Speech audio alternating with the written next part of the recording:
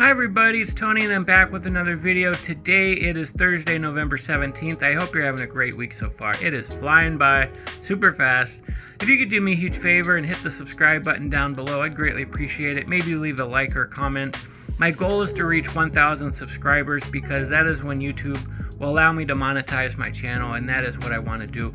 So please do that. Also, I decided to change the name of my channel to Big T's Bariatric Adventures because I felt just Big T's Adventures was generic. People wouldn't know what my channel was all about. And a lot of channels with the name Adventures on it are a lot of kids channels and stuff like that. So I wanted to differentiate what my channel was about, and that is love and support through the bariatric surgery. Maybe people want to lose weight, they want some information about surgery, how to lose weight, what happens in the body, and maybe even some tough love. So that's what this channel is all about.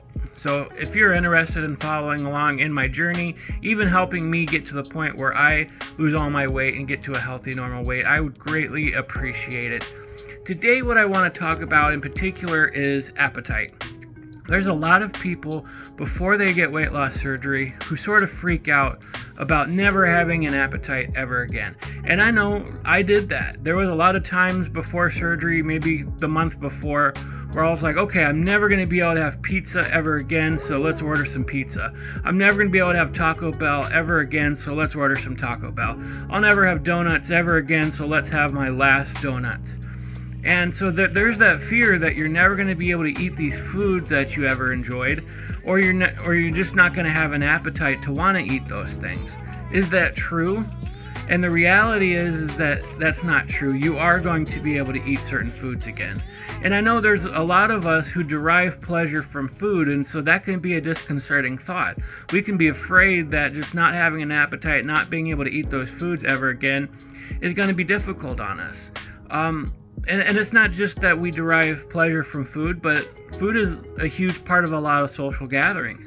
We had a Zoom class yesterday on the holidays and how we should be eating and how we need to be careful through the holidays. And, you know, when you hear other people's stories, you just start to realize just how much food is a part of our society. Thanksgiving and Christmas and, you know, the cookies and desserts and dinners and appetizers, and, you know, food is a huge part of every social gathering. Going out to eat with friends, going out and just enjoying a good day. There's going to be lunch or brunch or other things. So food is a huge part of our society. And so we want to at least be able to partake in some of that, even if we gain healthy habits. So are we going to ever be able to eat those foods again? Is our appetite going to be gone forever? Well, let me try to answer that. When you first have surgery, you're going to have 80 to 90% of your stomach removed. And in that 80 to 90% is where a lot of the hormone ghrelin is produced. And ghrelin tells your brain that you're hungry. So yeah, you're going to lose a lot of that hormone. But the reality is that there are probably 1,000 other hormones that regulate your hunger. So yes, you're going to feel hunger again. Yes, you're going to get your appetite back. And I've started to notice that in the past few days. I'm approaching 1 month out since surgery, and I've noticed the past few days I've been hungry. Even after eating dinner, maybe an hour later, I was really hungry again. And the reason for that is when you first have surgery, again, you just had a lot of your stomach removed. So imagine a clenched fist is what your stomach looks like afterwards. It's swollen from the surgery, and you're barely able to get anything inside of it. Maybe your protein shakes are all you're going to be able to have, even if you can have 1 or 2 of them with some water throughout the day. That's going to be the first few days to a week after surgery. You're not going to feel like eating. You're not going to be able to take in very much. You might barely be able to get a serving of mashed potatoes or something in you during that time. But as you begin to heal, the swelling does go down. And as the swelling goes down, that pouch opens up a little bit and you can get a little more food in there. So they expect you to progress in your healing to eating more calories. So maybe in the beginning you can only have 300 calories, but then as you go on and you're able to have more of your protein shakes, you're supposed to be drinking at least 3 of them per day and having a couple meals per day, you're probably go up to maybe 500 calories per day.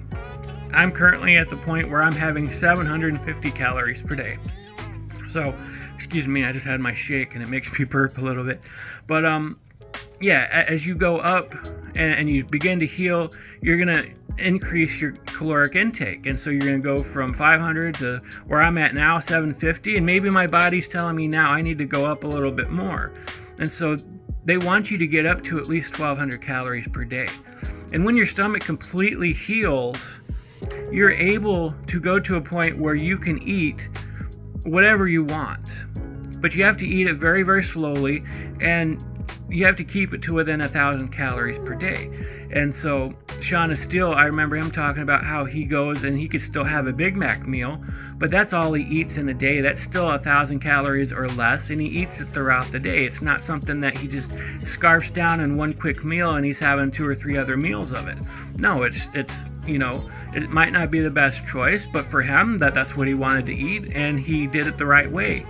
And so you're going to be able to eat the things that you ate before. I have another friend who had the bypass surgery, and she said she was able to go to Taco Bell and get a taco. And a taco is a reasonable serving. She didn't get 20 tacos like I used to do, and a crunch wrap and all these other things. She had a single taco.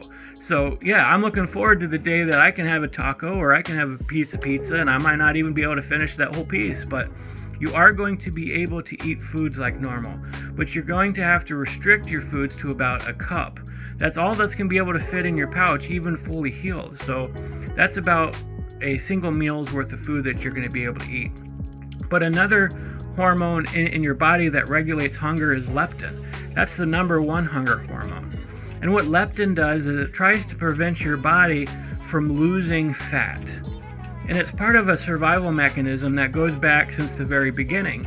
A lot of people would eat a lot of food in the summer and fall months, especially after harvest, to prepare for the winter months. So they would gain weight in the fall, scarfing down all the food that they can, and then the weight that they pack on will last them through the winter, because during the winter months there's no food.